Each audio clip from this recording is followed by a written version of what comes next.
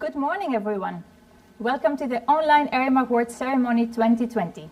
It's the 19th award ceremony, but the first one online. My name is Chrysoula Papacharalampou. I am the Executive Director of ERIM, and I will, next to Pursey Heugens, be your presenter today.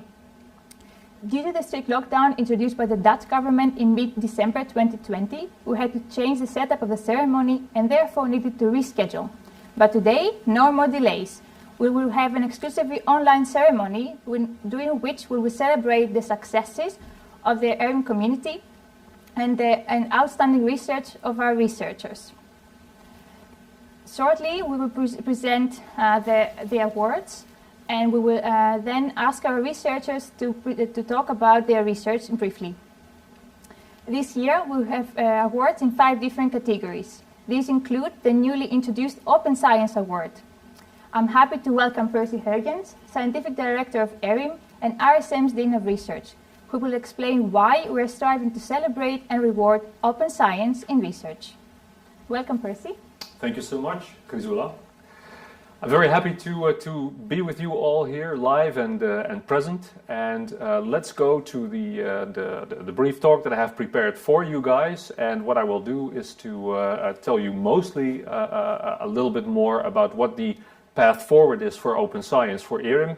And I'm super pleased to tell you a little bit more about how we are going to inaugurate the Open Science Award for the ERIM community today.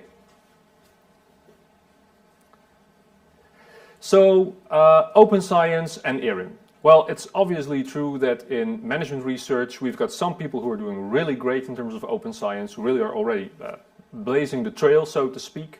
But I also get a lot of reservations from researchers when we talk about open science, right? I mean, some people think, much like Dave Eggers's very strong novel called The Circle, that essentially opening up means the gateway to a kind of dystopic future, right? The idea that once you start fully engaging in open science, that you will give away your ideas, that you will give away your data, and that there is little left for you to appropriate, so to speak.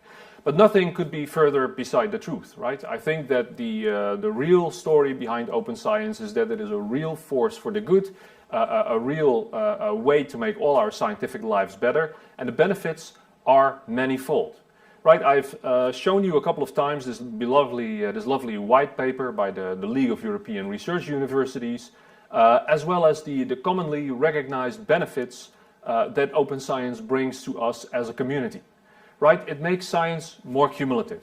It stimulates replication, but it prevents duplication. I'm not going to go over the entire list here, but it certainly also helps with citizen science and public engagement, and it makes everything that we do more credible, more reliable, and more replicable. And those are all great benefits from open science. So what we are going to do next is to briefly talk you through 4 of our nominees. This year we are inaugurating the Open Science Award, and we were very pleased with 4 really strong nominations for that award.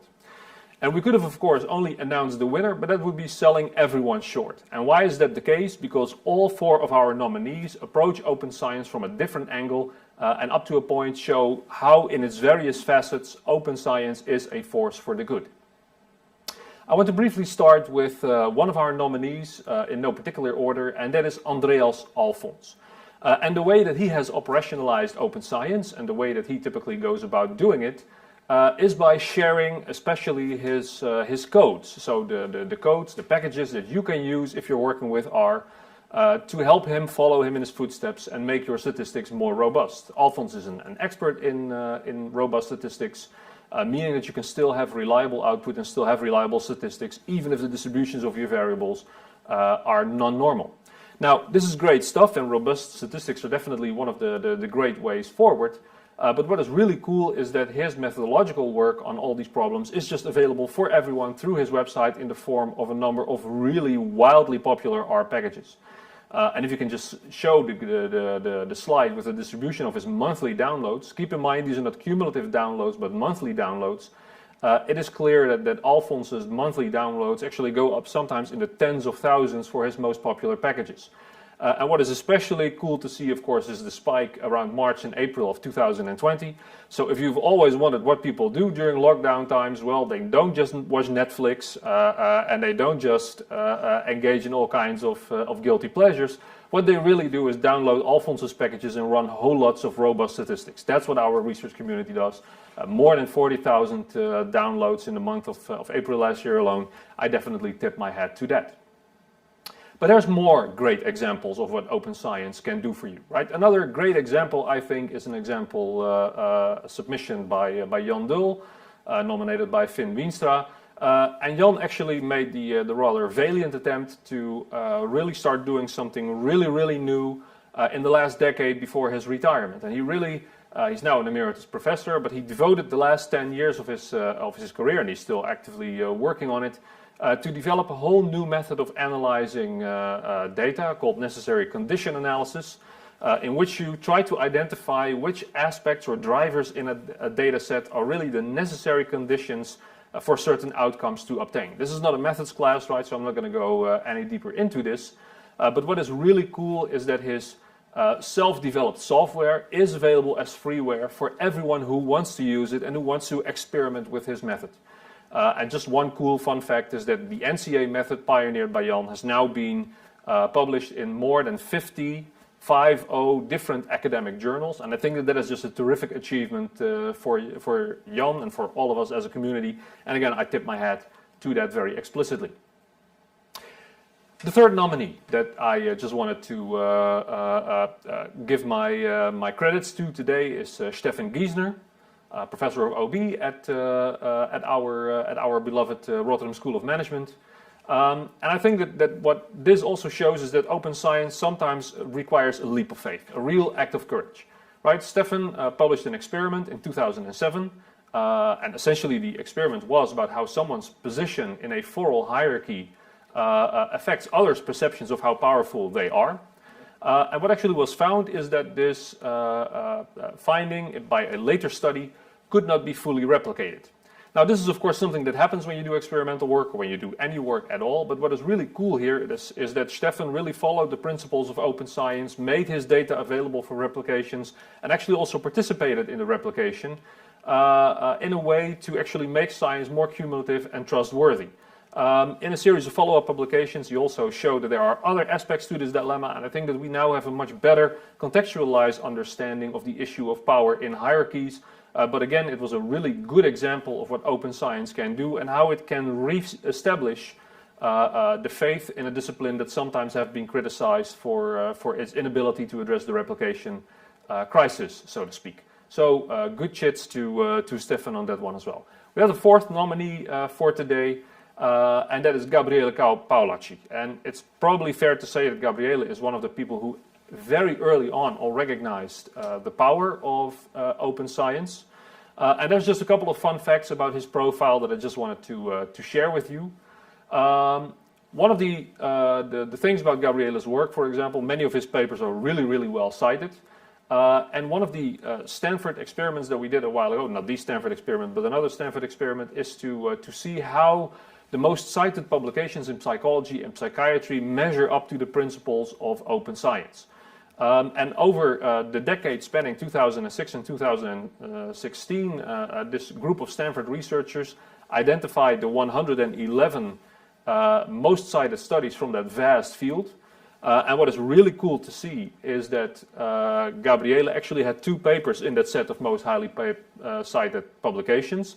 But what is more important, only 12 of those 111 studies really followed most of the predictions of open science, and especially also had data available for readily replication. And Gabriele's papers, both of them were in there, and I think that is really cool, not just to be highly cited, but to also be able to make sure that others actually can follow in your footsteps. There's a lot more to say about Gabriele, but what is really cool, of course, is that especially his work on open samples, such as mTurk and Prolific, has really helped much of the experimental community migrate towards online in the crisis that we are currently in with lab closures in 2020 and in 2021 as well. And Gabriele's work is a lifesaver for many of us in that respect. So thank you, Gabriele, for that. Now let's bring it to a close, right? The final thing that I would like to say to you is that if you are not fully versed in open science yet, we of course from ERIM are here to help, right? I mean, at ERIM we have assembled a true crack team of individuals whose names and pictures are on the slide right here. I will not repeat them, but we are grateful for their efforts. And what we are going to do is that we are going to kick off an open science campaign, and not just any campaign, but a campaign that will last for 3 years, and that will, I have full confidence of that, will result in massive behavioral changes. And the way that we will do it is that we will actually organize 2 annual campaigns in which we encourage you all to participate. And the first 2 campaigns for 2021 will be in March and October.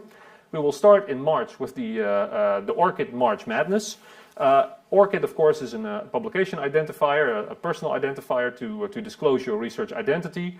Roughly 30% of our faculty and students currently have an ORCID identifier, but in March we're going to launch a campaign where we are trying to bring that number up to close as possible to 100% at the end of March.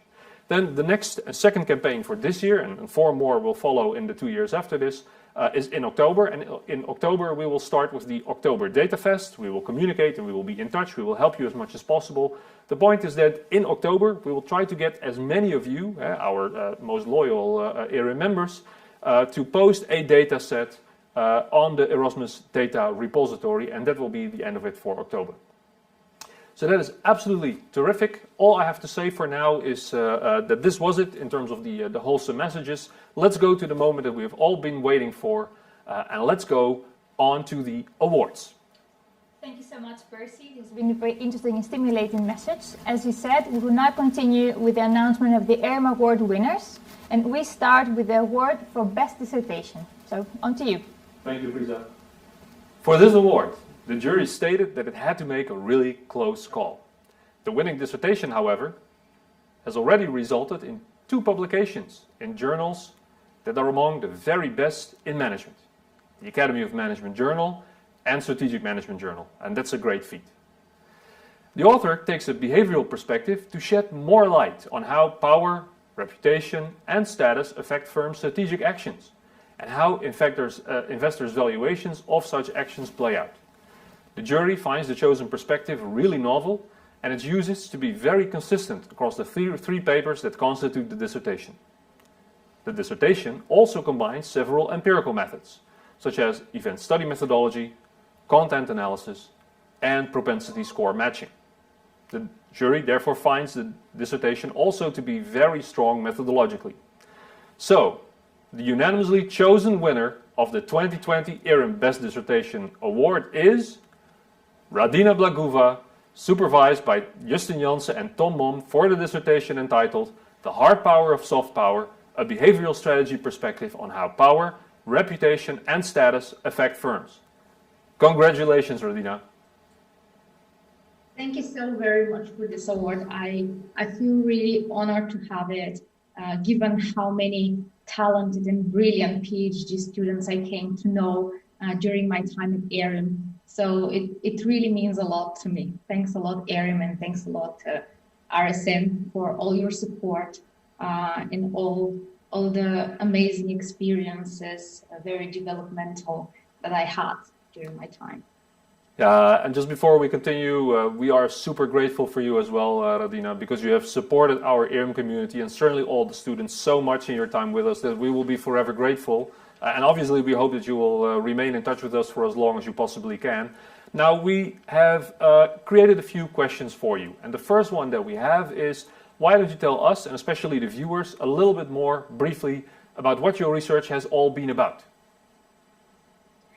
Yeah, so to keep things a little bit at a general level, what I've been trying to do during those years in my research is really to identify better ways in which firms and their leaders can communicate, can interact with members of the financial community, being investors and analysts, for the well-being of the firm in the long run. And some of the better ways that I identified were for investors to really have clear expectations for firms, and more realistic expectations as well. And as simple as it might sound, but for firms to be actually aware of those. Also for firms to communicate in more transparent way, taking into account the concerns of investors rather than just communicating information that might be actually relevant to investors. And finally, that it's of utmost importance for firms to build good reputation with their investors, but also with other stakeholders. For example, for the CEO to be related to other members of the corporate elites and to really have good understanding of the consumers, and in such a way to kind of limit the power of investors over the company. So I think in a nutshell, that's what I've been trying to do, and that's what some of the findings that I came across during those years of research. Great, that's a terrific summary. So why did you choose this research area in particular? What attracted you to it? And what kind of practical problems did you think your research will actually end up solving, Radina? Yeah, thank you for this question, Pursey. I'll reverse the order a little bit and start with its societal relevance, because that was one of the things that really motivated me, and then move to the interest of the research, also related a little bit to what's been done before academically. So nowadays we talk about big corporations being able to cope with some grand challenges, such as, for example, climate change or poverty. Now we have to deal with a pandemic. But what I've seen companies do is mainly focusing on managing relationships with their investors and really being constrained by that to look at the big picture and really go beyond that. So what I feel is that unless companies can find better ways to interact with their investors, they wouldn't be able to move forward into those important things that are important for society, for the community, and even for the survival of the business. And I was trying to look more into that with respect to what's being done academically. And what I found really interesting is that the picture that academics were drawing was quite sad. So investors, on the one hand, would usually putting pressure on firms to deliver results on quarterly basis, which was very short-term oriented. And the better firm performs, the more pressure investors would put. On the other hand, how would companies deal with those pressures were to oftentimes hide information or misrepresent information that would lead to legal charges, or try to distract investors. And I thought that this is not how companies should do business. And this is why I found it very fascinating to find better ways for companies to deal with their investors, to result in the well-being, not just for the firm, but also for the society in the long run. I think that's a great and also very stimulating answer, Radina. Thank you so much. Good luck also in your new job in the Terry College of Business at the University of Georgia, and know that we will, and this is not a threat, but we will continue to follow you throughout your career, and it was lovely talking to you. And we will now continue with an exciting award category, the ERIM Top Article Award, for which I'm handing it over to Chrysoula. Thank you, Pursey. So for this award, the jury was presented with a rich selection of interesting articles published in the top journal and making a clear contribution in their respective fields. The jury has decided to award an article which stands out because it tackles a real-world problem by presenting a solid conceptual perspective, as well as a strong data and a sophisticated empirical analysis. This article has had an immediate impact in scholarly work in the area, judging by the number of citations in various databases, including over 300 citations and counting in Google Scholar. So without further ado, the winner of this year's ERIM Top Article Award goes to Tim Eisert for the article Whatever It Takes, the Real Effects of Unconventional Monetary Policy. Congratulations, Tim.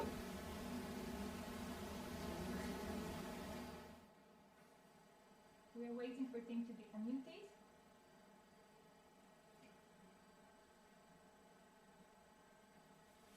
And just before he's unmuted, just to say that we have the award here and we'll make sure it reaches you safely. Tim?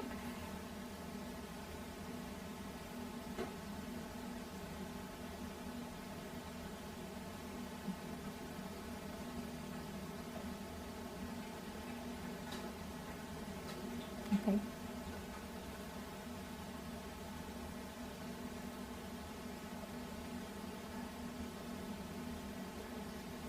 Vraag nog een keer uit, Tim, om wat te zeggen.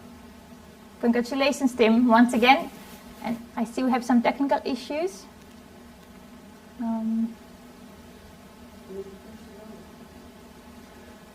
So Tim, just stepping in here because maybe you can hear me. Can you hear me, Tim? If so, just wink twice.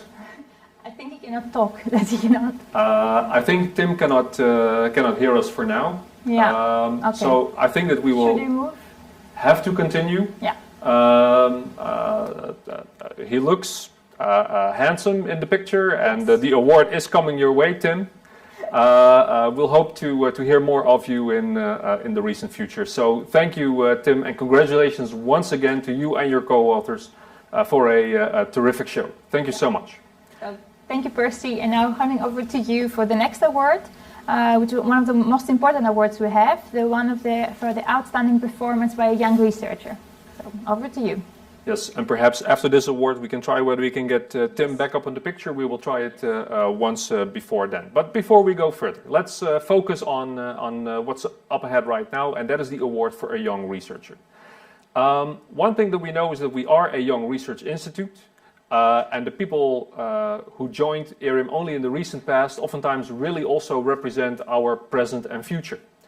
And so what we will do is that we will start today with one actually of last year's winners, and that is Stefano Tesselli, who's an associate professor at the Department of Technology and Operations Management. Now, Stefano had an unfortunate accident of the day of the award ceremony last year, so he could not pick up his award in person back then. And so what we decided to do is to give him a little bit of airtime today and to honor him still in person. So before we go any further, congratulations again, Stefano, for your terrific achievement last year.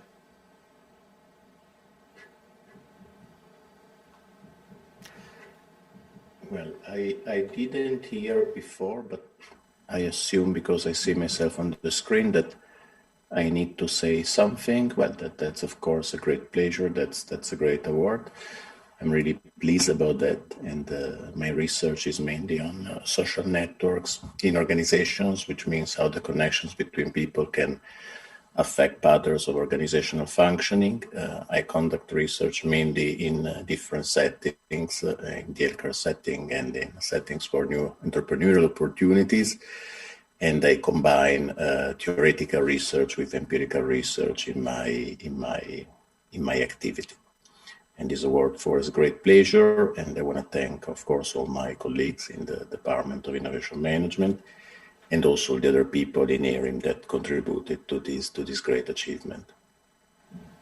Thank you so much, Stefano, and very nice to have you. Very nice to have you with us, and great also to hear a little bit more about your research now after we have already, of course, given you the award for 2019.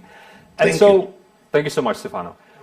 Up next is that we actually are going on and going to continue with the winners of this year. And so onwards and upwards.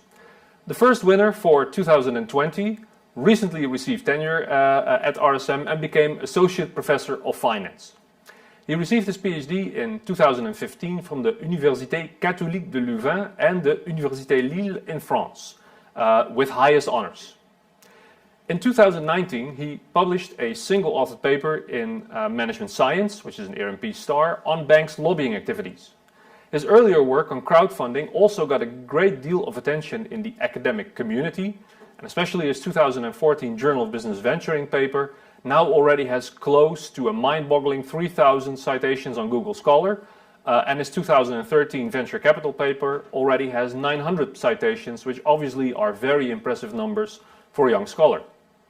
In 2020, Thomas received a highly competitive NVO Veni grant for the project Captured Financial Authorities, which deals with the societally highly relevant question as to whether there is any scientific evidence of conflicts of interest in the surveillance process of banks. So, without much further ado, and I already gave it away a little bit, but our first winner for today is Thomas Lambert. Congratulations, Thomas. Thank you very much, Pursey. Yeah, it's a great. I'm super happy with this award, of course. I'm very delighted and honored. So yeah, massive thank you for this.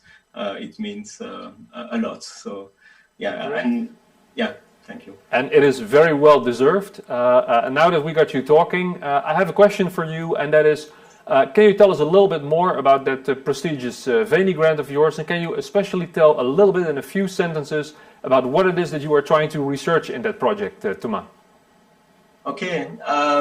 Yes, of course, I can tell you a bit more about my Veni grant, but maybe it's good to put that in context, because my Veni grant is just the continuation of the research agenda that I have started during my PhD studies. Which focuses on the political economy of finance. That is, I study how the design of political institutions and how the distribution of political power in society affect the development of financial system, but also the functioning of financial system.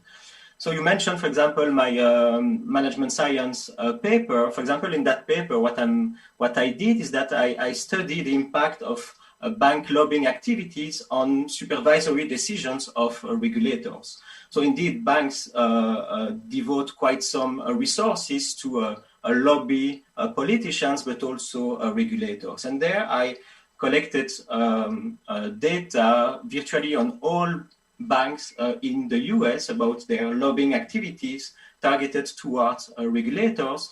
And I look at whether it affected regulatory enforcement actions. So the probability of receiving a regulatory enforcement actions that are basically key tools, key micro-prudential supervisory tools to ensure a safe and sound banking system and compliance with banking laws and regulation. And I find that actually banks succeed in avoiding a regulation by lobbying the regulators directly, so as to avoid enforcement, which is quite costly for banks when they are imposed some. So to come back, on my Veni grant. So here I continue in that direction, basically by studying the determinant and the consequences of political influence within financial authorities, such as central banks and banking regulators. So, for example, one of the projects that I'm currently working on with a colleague in London,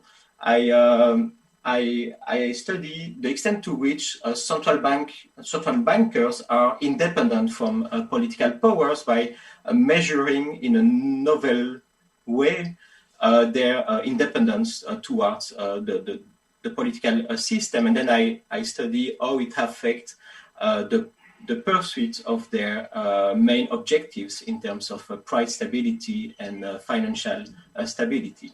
So this is just to give you a bit of an idea of what I'm doing. So I'm really looking at the intersection between politics and finance. Yeah.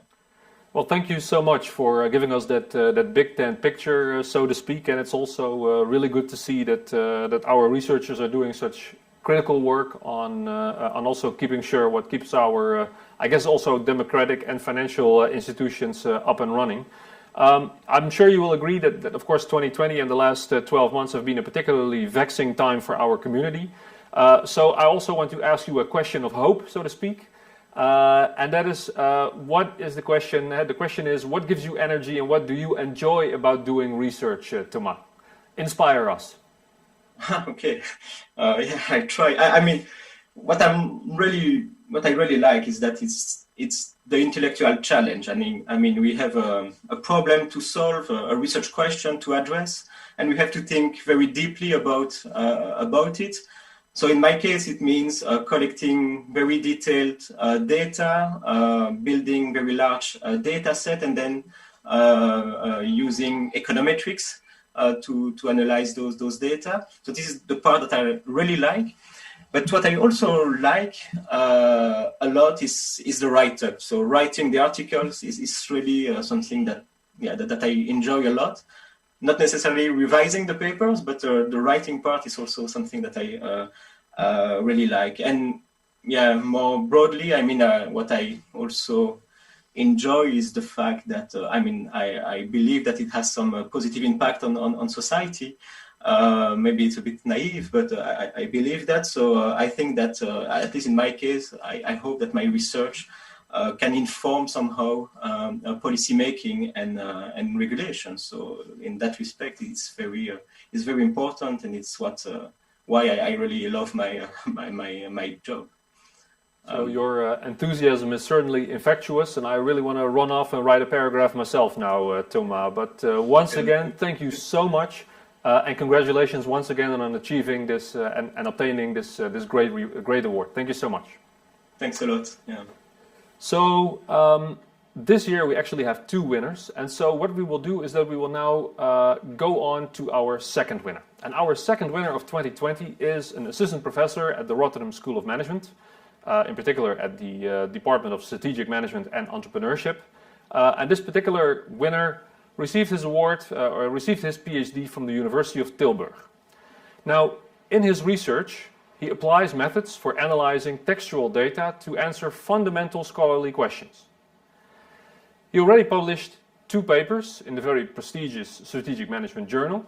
Both, of course, are P-star classified in our ERIM pantheon of journals. And he has also published work in the Academy of Management Annals, as well as in the Journal of Public Administration, Research and Theory, and both are EP-star equivalents. So these studies have already achieved quite a bit of impact, with the SMJ publication being in the top 10% of most downloaded articles in that entire journal between January 2018 and December 2019. And the Academy of Management Annals paper being the second most read article in the entire year of 2019. Furthermore, our award winner was also the inaugural data analytics chair for the organization, the OMT division of the Academy of Management. And so he really also does his part to ensure that we also contribute as a community in Rotterdam to the global academic community worldwide. Now, our award winner unfortunately could not make it to the live stream because he is actually teaching right now, but our second winner is Richard Haans. Congratulations, Richard. And because he is teaching right now, we have actually pre-shot a video with him, and he is actually going to share some of his insights about his research agenda with you right now through this pre-recorded video message. Take it away, Richard.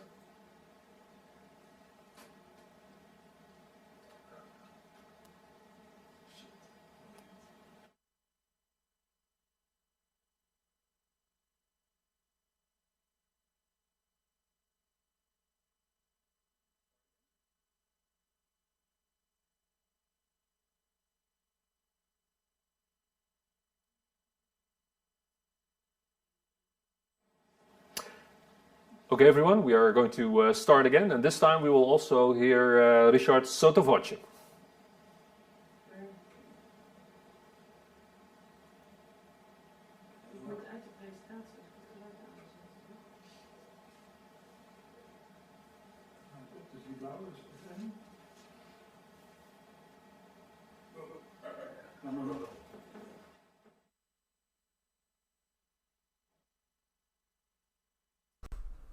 Wow, what an honor to have won the ERIM Outstanding Performance by a Young Researcher Award. Unfortunately, I'm currently teaching, which prevents me from joining the ceremony live, but I'm very much grateful for the opportunity to say my thanks via this video. In my own research, I study how firms balance being not too different and not too similar from their competitors in obtaining their optimal performance.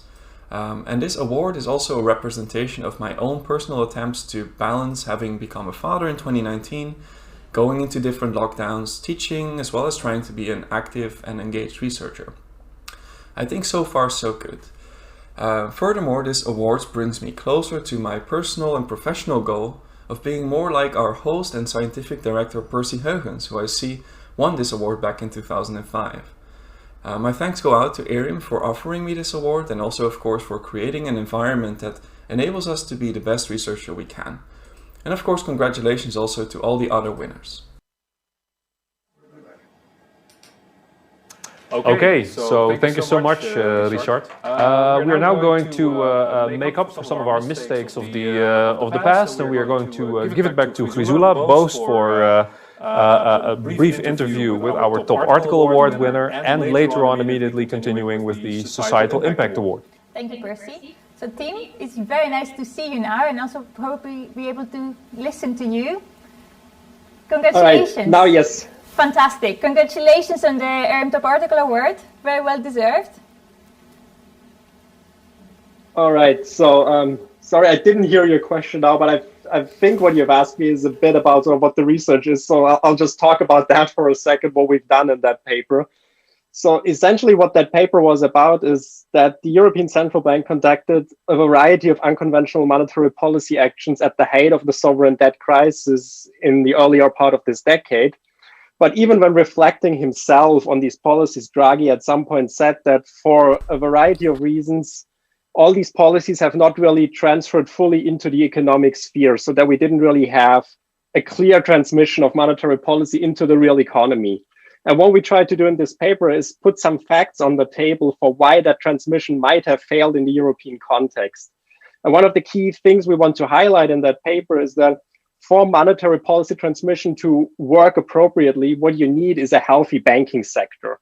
So if your banks are weakly capitalized, then despite all the liquidity and everything you provide them, they will probably have the wrong lending incentives. What that led to in the European case was essentially that Europe followed the path of Japan in the early 1990s by keeping a lot of non-viable firms alive with ultra-cheap bank loans, and so preventing a process of creative destruction, and all of that had then negative spillover effects for healthy firms. And so ultimately what we believe is that the failure to fix the banking sector before doing all this monetary policy transmission is at least one reason why the successful recovery in Europe has not been as staggering as in other parts of the world after the global financial crisis. That's really, really fascinating research and very relevant as well. Could you tell us a bit about your findings? Why are your findings new? And have you found something you were not expecting to find, something surprising? So I think part of the things we didn't expect to find is that how large these real consequences really were for the European economy. So we document in the paper that not only these sort of non-viable firms that keep so much credit are not doing anything productive with it, but also that healthy firms that have to compete with those firms are negatively affected. And what that sort of translated to is that years and years of investment capacity have been lost. A lot of jobs that could have been created from more productive firms have never been created. And sort of, I think just the magnitude of how large these problems accumulated over time was the one thing we didn't really expect to find on such a large scale. Wow, okay, that's fantastic to hear. Thank you once again for being here with us today. Congratulations on you and your co-authors for the award, and sorry for the technical issues. It was nice to talk to you. Congratulations. And now we're going to move to our next award, which is a very important award. The last part, I'm sorry, I couldn't hear you anymore on the last part. Congratulations, Tim, and nice to talk to you. Sorry. So we now move to the next award, the ERIM Societal Impact Award. And the jury was really impressed with the quality of this year's submissions for this award. And they were particularly pleased to see that the submissions addressed real challenges in both businesses and society, both locally and nationally. The strength of this year's submissions made the selection difficult, but we do have a winner. The societal impact of the winning project stretches beyond its immediate surroundings, connecting businesses and students, but also extending its impact to national level and making its way into governmental policy. The project has conducted research in and with a range of companies and governmental organizations. The researchers continuously share their new insights with the stakeholders, expanding their impact and making a difference at scale. So considering the above, I'm really delighted to announce that the winners of the ERIM Societal Impact Award are Justin Jansen and Ton Mom for their project Scaling Up, Building, Leading and Sustaining High Growth Firms. Congratulations to both of you.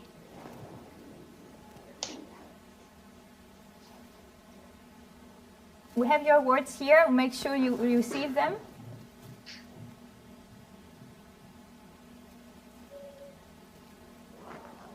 And I have some questions for you. Well, a big thank you for this award. It really means a lot to us. And it will also help us, to put this topic further on the agenda. So thank you, Pursey, and all other colleagues for this. This research is about scale-up companies. So startups that transform into really fast-growing organizations, and organizations that are able to maintain those fast growth rates. And those are really exceptional species, because about 95% of the startups ceases to exist after 5 years. And of those that survive, only 1/3 manages to continue growing very fast. Whereas actually scale-up companies are very important. They are really job engines, and they transform and renew complete industries. But there's hardly any research into scale-up organizations. So what we did for the past couple of years, we followed a few of them really in depth, the founders, their management teams, and we tried to crack the DNA, so to say, to really understand the managerial and organizational capabilities of those companies. Think about the Coolblue, Takeaway, Young Capital, but also a Jumbo, which has been growing like crazy for the past couple of 15 years. So this. Yeah, maybe also from my side. Sorry. Go ahead. We actually can't hear you. No, we can't hear you, but it's a great honor indeed also from my side for the team working on this research project, and also to me personally, actually, because I think that in the end, our research should be there to also make impact in society. And for us, I think we have done so, and we are doing in a number of ways.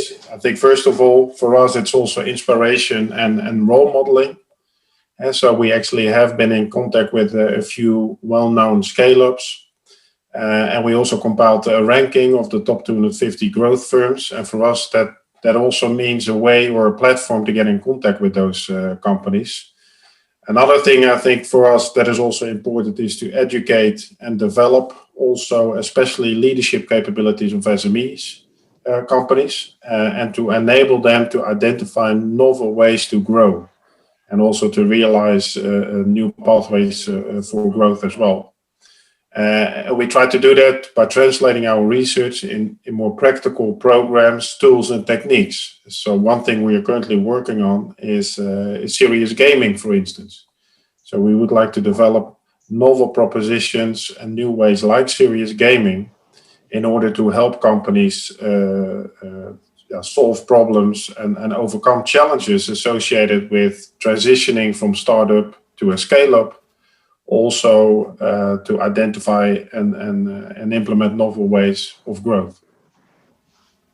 Thank you for that. It's really inspiring to know. Congratulations again on your award, both of you. So we will now continue with the last award for this year, which is the new entry, the Open Science Award. Over to you, Pursey. Thank you so much, Chrysoula. So without much further ado, let's immediately turn to the jury report. And let's say a little bit about what there was to say here. The inaugural ERIM Open Science Award winner has been implementing open science practices in his work for a long time, by responsibly sharing materials, data, code, and by publishing preprints. One of his papers, published in the Journal of Psychological Science in 2015, was awarded badges for open data and open materials. As such badges are only awarded onwards from 2014, it's very clear that he quickly understood the value of sharing, and our award winner is a pioneer amongst his peers. In terms of outreach, our award winner has also promoted the benefits of large, high-quality data via online sampling, not only at international meetings organized by influential scholarly associations, such as the Society for the Improvement of Psychological Science, but also locally. Our award winner, for example, has done a lot for the open science community right here in Rotterdam. And he's also been actively engaged in the public debate to open up research more as a response to the reproducibility crisis in our field, also as exemplified already by his opinion piece in Wired, written in 2013. Last but not least, our winner highlights the principles of openness and of transparency amongst the younger generation of researchers that inhabit ERIM so thoroughly. As a thesis coordinator, for example, for the master thesis program in marketing management, he has made data sharing amongst all students compulsory. And this is a clear signal, not only to our students, but also to our fellow teachers, as well as to managers of companies more broadly, that openness is to be taken seriously. So the award committee has unanimously agreed that this year's winner is an outstanding candidate for the inaugural ERIM Open Science Award, and his commitment to promoting open science amongst his peers and the younger generations is really a virtuous example to follow. And we look forward to witnessing more instances of the impact of his work and the enthusiasm with which he delivers it, both in his field and beyond. Based on this jury report, and on the recommendations of the jury as a whole, it is our very distinct pleasure to award the first ERIM Open Science Award to a very worthy winner, and that is Dr. Gabriele Paolacci. Congratulations, Gabriele. Your first reactions? Well, thank you very much, Pursey. I must say that because you also share all the other candidates before, I actually immediately felt a little bit of a imposter syndrome there. So thanks a lot for your kind words. It's an honor, and it's a great pleasure to receive it. Thank you, Gabriele. Hey, I also have a couple of questions for you, of course, and because you are one of the proponents, right, of this this movement also within ERIM, I want to start with a personal question, and that question is: what does open science mean to you, and why it is important for you as a person? Well, I think the way I see science, I think open science is important because if science isn't open, I think at some point we won't even call it science to some extent. If science isn't open, we can't really question it. We can't really build on it.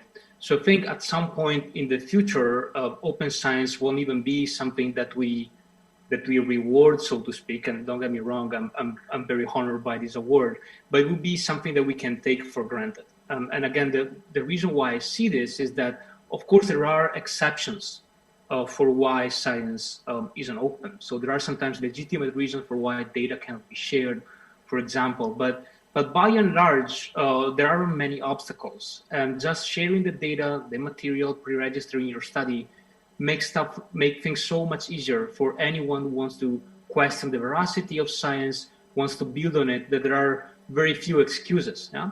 So I think based on the way I see science, which basically is a finding isn't a finding if it isn't reproducible, I really see openness as a requirement of science. So I think that because you have been pioneering open science and have been advocating it for more than a decade right now, you really are our expert witness in this field. And so I have a second question for you, and that is more a question as to what open science has meant for you as a scientist in terms of the practices that you have developed around it. So how have those open science practices and what have your experiences in terms of opening up your scientific routines, how have they helped you become a better researcher, Gabriele? Well, first off, let me tell you, I'm far from perfect. So I think becoming more open in science is always a work in progress. And I won't lie, I think a lot of the resistance that you see among people is the fact that it takes time and effort and a certain degree of confidence, I guess, in wanting to be really open. So it isn't just rosy. I think there are thorns there, and I think sometimes people fail to see the benefit of open science for that reason. But so let me share why I think there are also individual benefits to open science, which is other than making science better for everyone, I think it can improve anyone's research because just knowing or committing to making your research open in the future also creates an incentive for you to get things right in the present. Yeah? So if I know that my material is going to be available to everyone in the future, that my data is going to be available, that really makes me more thoughtful about the choices that I make in my present research. So above and beyond the fact that my research is going to be open, it can also be better because I find myself thinking better about the choices that I make.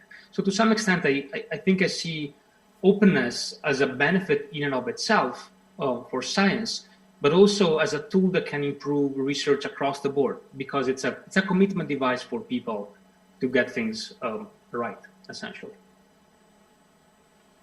That's really inspiring to hear. Thank you so much, Gabriele. Congratulations once again. Thank you. So, and this brings us to the closing of this 19th ERIM Award ceremony. During this online event, we have recognized and celebrated excellence in many forms. Best dissertation, top article, outstanding young researchers, research with most societal impact, and research fully embracing open science principles. If you wish to know more about this excellent and impactful research we are celebrating today, please check the item on the ERIM Awards on Discovery. With this, we have come to the end of this ceremony. Thank you so much, everyone, for watching. Thank you, Pursey, for being here today. And a big thank you to all the winners who were able to join us online today. Also, a big thank you to those who have worked really hard to make this happen today. Last year was a very unusual year. We wish you all the best for 2021 in these still unique circumstances. Take care, stay safe, stay strong and sane.